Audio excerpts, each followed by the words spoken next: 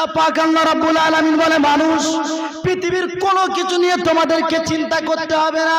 তোমরা পৃথিবীর জমিনে ভ্রমণ করো, তোমরা পৃথিবীর জমিনে ঘোরো, আমার সৃষ্টি নিয়ে তোমরা গবেষণা করো, চিন্তা ভাবনা করো। আমি আল্লাহ পাক আল্লাহ রাব্বুল আলামিন আমার সৃষ্টি নিয়ে তোমরা চিন্তা ভাবনা করলে আমি আল্লাহ আমাকে অতি সহজে তোমরা চিনতে পেরে যাবে।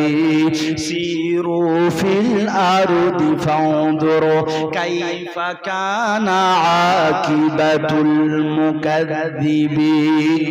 এই পৃথিবীর জমিনে তোমরা বিচরণ করো আর দেখো আমি আল্লাহ কেমন কি সৃষ্টি করেছি, তৈরি করেছি।